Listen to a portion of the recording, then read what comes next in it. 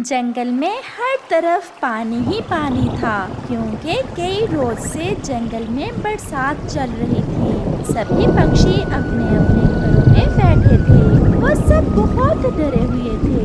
वो सब अपने घरों के दरवाजों में बैठे थे और बारिश के रुकने का इंतजार कर रहे थे। ऐसे ही छोटा कुक्कू अपनी मम्मा के पंखों में छुपा बैठा था। मम्मा, ये बारिश कब रुकेगी? कुक्कू, डरो मत बेटा, आजकल की बारिश कई दिन तक चलती है और फिर जैसे ही बरसात का मौसम गुजर जाएगा और बारिश रुक जाएगी तो फिर शुरू होगी ठंड। मम्मा, ठंड क्या होती है? ये सुनकर मम्मा हंसने लग जाती है। आपका ये पहला सर्दी का मौसम होगा, क्योंकि जब पिछली बार ठंड का मौसम था तब आप अपने अंडे में ही थे। मम्मा, सर्दी कैसी होगी? कैसा होगा सर्दी का मौसम? क्या मम्मा, सर्दी का मौसम भी गर्मियों जैसा ही होगा? वो छोटा कुक्कू बैठा अपनी मम्मा से ऐसे मासूमाना सवाल कर रहा था। बस थोड़ा इंतजार करो, सर्दी आने ही वाली है। जब सर्दी का मौसम आएगा तो फिर देख लेना कि सर्दी का मौसम कैसा होता है। मम्मा, एक बात और पूछ लो? पूछो मेरे बेटे। मम्मा, मेरे पापा क्या पिछली बार सर्दी के मौसम में जिंदा थे? ये सुनकर मम्मा चिड़िया रोने लग जाती है। हाँ मेरे बेटे, आपके पापा पिछली सर्दी के मौसम में ही हमें छोड़ कर गए थे। मम्मा, कैसे? ये सब कैसे हुआ था? बताए ना मम्मा, मैं जानना चाहता हूँ कि मेरे पापा के साथ क्या हुआ था। ये तब की बात है जब आप बहुत छोटे थे। पिछली बार सर्दियों के मौसम में हमारे जंगल में बर्फबारी शुरू हो गई। घर में जो कुछ खाने को था सब खत्म हो गया और फिर एक दिन आपके पापा ने मुझसे कहा, कुक्कू की मम्मा, मैं आज सारा जंगल घूम आया हूँ, परंतु हमारे जंगल में खाने को कुछ भी नहीं है। ठंड के कारण सभी पेड़ सूख गए हैं और दाना मिलना बहुत मुश्किल हो गया है। जमीन पर तो हर तरफ बर्फ ही बर्फ है, अब भोजन मिले भी तो कहाँ से। आज मैं जंगल से बाहर जाऊंगा। सुना है जंगल के बाहर इंसानों की बस्ती की दिशा में भोजन मिल जाता है। कल मुझे बुलबुल मिली थी, वो बता रही थी कि वहाँ इंसानों की उगाई हुई फसलें हैं। ना बाबा ना, हम नहीं जाएंगे इंसानों की बस्ती की दिशा में। मैंने सुना है इंसानों के पास बंदूक होती है, वो तो दूर से ही पक्षियों को मार देते हैं। ऐसे पंख पर पंख रखकर बैठे रहने से बात नहीं बनेगी, हमें जाना होगा। हमारी किसी से क्या दुश्मनी, भला हमें कोई क्यों मारेगा।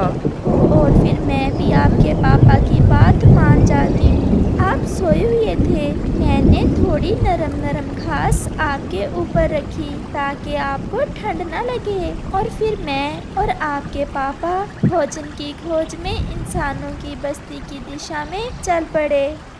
वहाँ तो सच में बर्फ ना थी और हर तरफ फसलें ही फसलें और अनाज ही अनाज, जिसे देख हम बहुत खुश हुए। मैं और आपके पापा एक पेड़ पर बैठ जाते हैं। सामने मकई की फसल थी। जरा ध्यान से, ये इंसानों की बस्ती है। ये इंसान बहुत जालिम है। आपने दाना ले लिया है? क्या वहाँ कोई इंसान तो नहीं है उस मकई की फसल के पास? नहीं, जब मैं फसल में गया तो वहाँ कोई ना था, परंतु आप दोनों इकट्ठे फसल में ना जाना। और फिर हमने ऐसा ही किया। मैं फसल के पास जाकर एक पेड़ की डाल पर बैठ गई और आपके पापा मकई की फसल में चले गए। अभी आपके पापा को गए थोड़ी ही देर हुई थी कि एक चोट की आवाज़ आती है, जिसे सुनकर आसपास के सभी पक्षी भाग जाते हैं। मैं बहुत डर जाती हूँ। मुझे समझ नहीं आ रही थी कि ये आवाज़ कैसी थी। मम्मा, क्या वो आवाज़ आपने पहले ना सुनी थी? नहीं बेटा, क्योंकि वो आवाज़ बंदूक के चलने की थी। किसी जालिम इंसान ने बंदूक चलाई थी। जब आपके पापा काफ़ी देर तक ना लौटे तो मैं उन्हें देखने मकई की फसल में चली गई। वहाँ आपके पापा खून में लत भाग जाएं यहाँ से, आप यहाँ ना बैठे। मेरी फसल खराब करते हैं ये पक्षी। मैंने नई बंदूक केवल इन पक्षियों के लिए ही ली है। अब मैं देखता हूँ कैसे पक्षी मेरी फसल में आते हैं। जालिम, तुमने मेरे पति को मार दिया। तुमने हमारा हंसता बसता घर उजाड़ दिया। जालिम इंसान, ये क्या किया तुमने? तुमने हमारी खुशियाँ छीन ली। हा हा हा हा, खुशियाँ? तुम पक्षी क्या जानो खुशियाँ क्या होती हैं। जैसे तुम छोटे, ऐसी ही छोटी छोटी तुम्हारी खुशियाँ होंगी। तुम क्या जानो जालिम, हमें अपने परिवार से कितना प्यार है। तुम क्या जानो जालिम, हमारा बेटा हमारा इंतजार कर रहा है। एक दाना मकई का हमने ले लिया था आपकी फसल से। केवल इसी जुर्म में तुमने मेरे पति को मार दिया। भागो यहाँ से, बड़ी आई मुझे भाषण देने वाली। याद रखना इंसान, तुमने हमें दुख दिया है और खुश तुम भी कभी नहीं रहोगे। इस दाने के लिए लड़ते लड़ते ही मरोगे। और मैं रोते हुए वापस आ गई। मम्मा, मम्मा, पापा नहीं मर गए थे क्या? हाँ बेटा, आपके पापा तो वहीं मर गए थे। फिर उनके घर के दरवाजे पर दस्तक होती है। कौन है बाहर? चिड़िया, मैं हूँ कबूतर। क्या आपके पास थोड़ी शक्कर है? अंदर आ जाएं कबूतर भैया, बाहर तो बहुत तेज बारिश है। मैं शक्कर लेने आया था और आपको बताने भी कि मैं और मिट्ठू तोता मिलकर मीठा हलवा बना रहे हैं। और जब देखा तो शक्कर नहीं थी। मेरे पास शक्कर है, आप ले जाएं। आप भी साथ चलें, हम सब मिलकर हलवा खाएंगे। आप रहने दें, हलवा थोड़ा होगा। हम माँ बेटा दाना ही खा लेंगे, हमारे पास दाना है। नहीं चिड़िया बहन, मिल बांट कर खाने से ही तो मजा है। थोड़ा होगा तो हम सब थोड़ा थोड़ा खा लेंगे। फिर मम्मा चिड़िया और उसका बेटा कुकू कबूतर के साथ उसके घर चले जाते हैं। चिड़िया बहुत अच्छा किया जो आप भी आ गए। अब तो बहुत मजा आएगा। अगर आपने पहले बताया होता तो मेरे पास एक फल था, हम वो भी हलवे में डाल लेते तो हलवा और भी मजे का बन जाता। ऐसे ही वहाँ बुलबुल भी एक मीठा मीठा सेब लेकर आ जाती है। हलवे की सुगंध पूरे जंगल में फैल रही है। दोस्तों, मेरे पास ये सेब था। मैंने सोचा मैं भी अपना हिस्सा डाल लेती हूँ हलवे में। वाह वाह, फल डालने से तो हलवे का मजा और भी बढ़ जाएगा। कालू जी, कुछ महसूस किया? ये खुशबू कैसी है? ये खुशबू मुझे जानी जानी लग रही है। किस चीज की है ये खुशबू? पता चल गया, ये खुशबू हलवे की है। चलो तो इस खुशबू के पीछे पीछे जाते हैं और देखते हैं कि ये खुशबू कहाँ से आ रही है। गोरी और कालू भी उड़ते हैं और खुशबू के पीछे पीछे सीधे तोते के घर पहुंच जाते हैं। तो यहाँ से खुशबू आ रही थी, मेरा तोता भैया हलवा बना रहा है।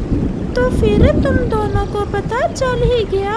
हलवे की खुशबू से तो पास पास के सभी जंगलों में पता चल गया होगा कि मिट्ठू आज हलवा बना रहा है। और अगर आज कोई उल्टी सीधी हरकत की तो मार बहुत खाओगे। आराम से बैठकर अगर हलवा खाना है तो बैठ जाओ, नहीं तो भाग जाओ। नहीं नहीं मेरे सुंदर से कबूतर भैया, हम तो बस आराम से बैठे हैं और कोई शरारत नहीं करेंगे। बस थोड़ा सा हलवा दे देना। और फिर वो सब दोस्त मिलकर मीठा हलवा खाते हैं और खूब मस्ती करते हैं। तेज हवा और बारिश ने पूरे जंगल में शोर मचाया हुआ था। इस कहानी के कल वाले भाग में आपने देखा कालू कौवा कैसे नशा करके झूलता फिरता है। और फिर जब कालू कौवे को नशा खरीदने के लिए घर से कुछ नहीं मिलता तो वो उस नशा बेचने वाले पक्षी से अपनी बेटी की शादी करने का सोचता है ताकि उसे फ्री में नशा मिल सके।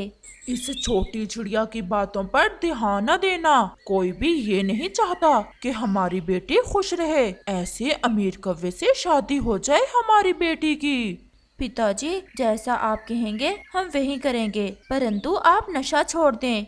बस मेरी बेटी यही समझो कि छोड़ दिया। कल जब तुम्हें बिहार कर ले जाएगा वो कौवा, तो उसी समय मैं नशा छोड़ दूंगा। फिर जंगल में रात हो जाती है। गोरी कव्वी और मानो जाग रही थी, जबकि कालू कौवा सोया हुआ था।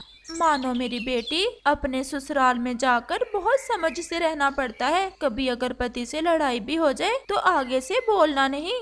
मैं अपनी मम्मा को कभी दुखी नहीं करूंगी। दूसरे रोज कालू कौवा सुबह सुबह ही उठ जाता है। गोरी, अपनी मानो को अच्छे से तैयार कर दो और मैं जाता हूँ और ले आता हूँ उस कौवे को।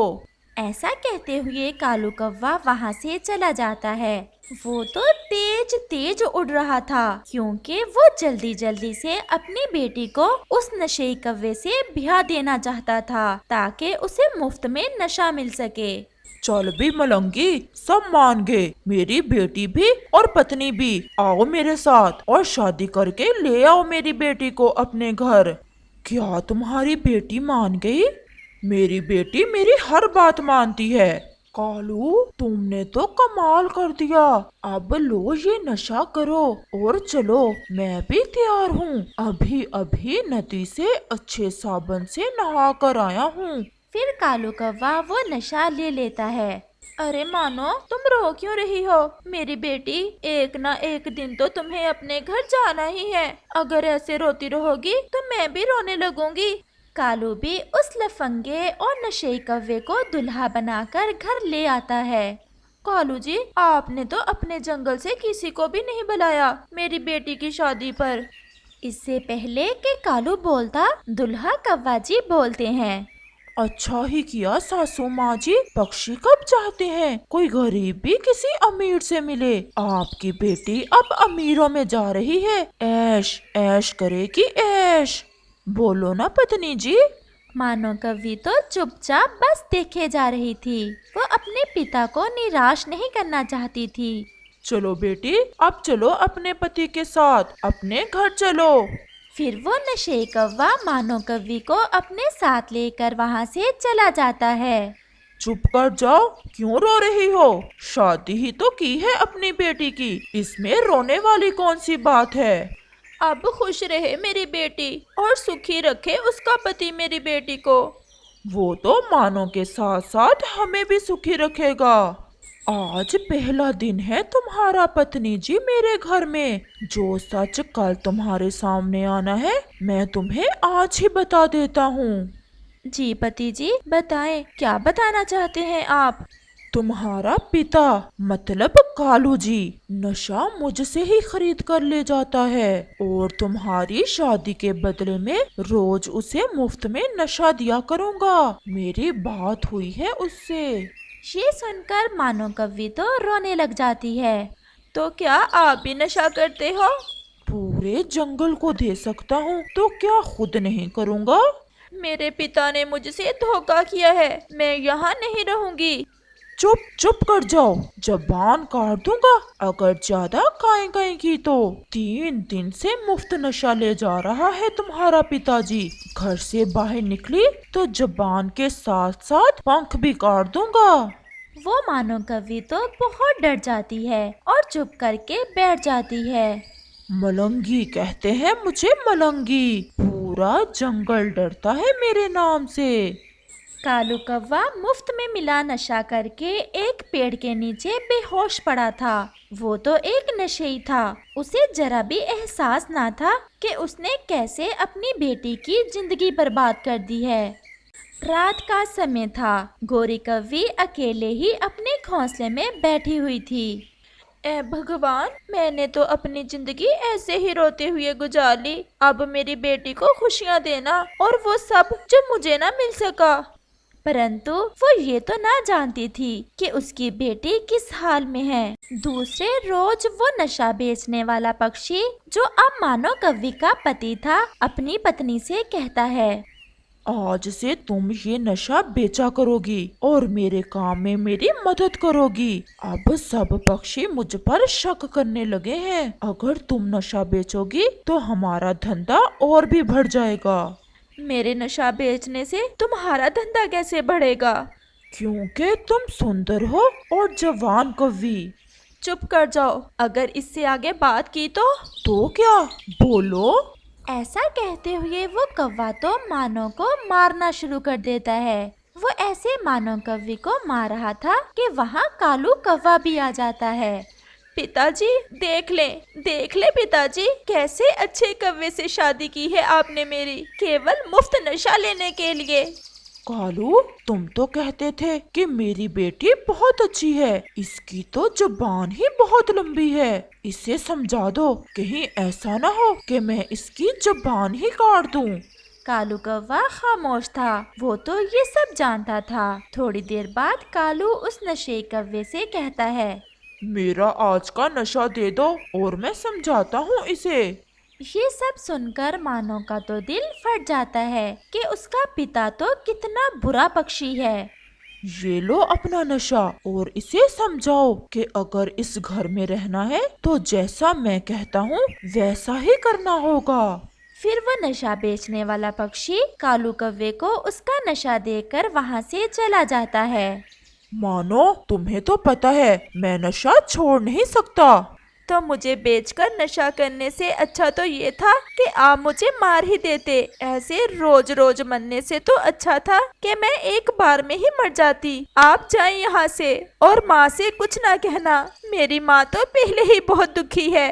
कालू कौवा अपना नशा लेता है और वहाँ से चला जाता है। मानो कौवी बहुत दुखी थी, उसे कुछ समझ नहीं आ रहा था कि वो कहाँ जाए और क्या करे। फिर कुछ सोचकर मानो वहाँ से उड़ती है। मानो कौवी सीधी नदी पर जाती है। वो एक पेड़ पर बैठ जाती है। माँ, मुझे माफ करना, मैं अब जीना नहीं चाहती। माँ, मैं नशा नहीं बेचूंगी और ना ही ऐसे बुरे पक्षी के साथ जिंदगी गुजारूंगी। फिर वो नदी के पानी की तरफ देखे जा रही थी। वो तो आत्महत्या करने जा रही थी। वो नदी में कूदने ही वाली थी कि वहाँ रानो चिड़िया आ जाती है।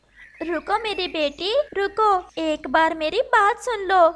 आंटी, मेरे पास कुछ भी नहीं बचा। मेरे पिता ने मुझे एक नशे को बेच दिया है। मेरी शादी नहीं हुई, बल्कि मुझे बेचा है मेरे पिता ने मुफ्त नशा लेने के लिए।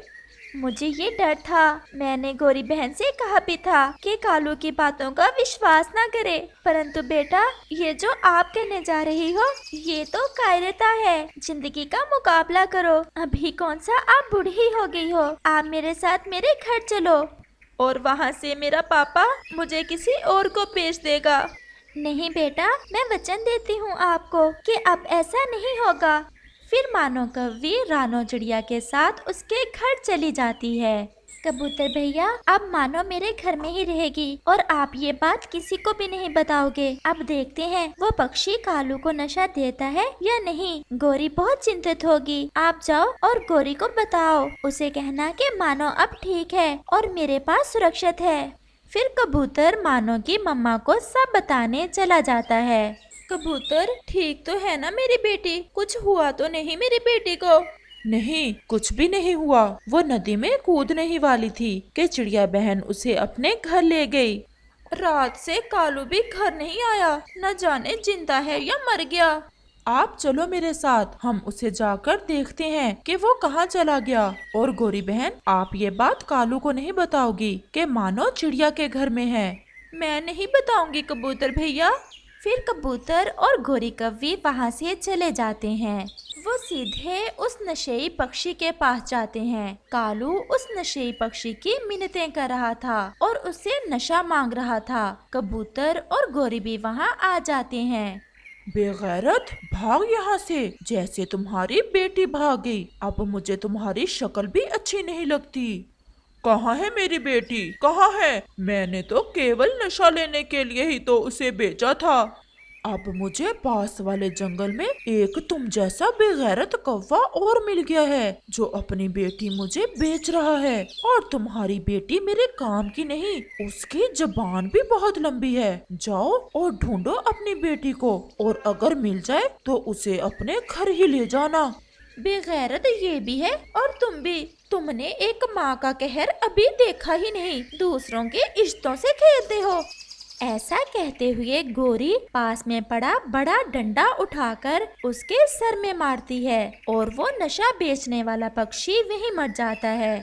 गोरी और कबूतर, मुझे माफ कर दो। आज मेरी आंखें खुल गई हैं। मैं तो सच में बेगैरत बन गया था और मुझे ढूंढ कर ला दो मेरी बेटी। मैं अपनी बेटी के पांव पड़कर माफी मांग लूंगा। मैं अब के बाद फिर कभी नशा भी नहीं करूंगा। फिर ऐसे कालू कौवा नशा छोड़ देता है। रानो चिड़िया मानो को उसके घर ले आती है, जिसे देख कालू कौवा तो रोए ही जा रहा था। फिर वो सब एक नए और खुशियों भरे जीवन की शुरुआत करते हैं।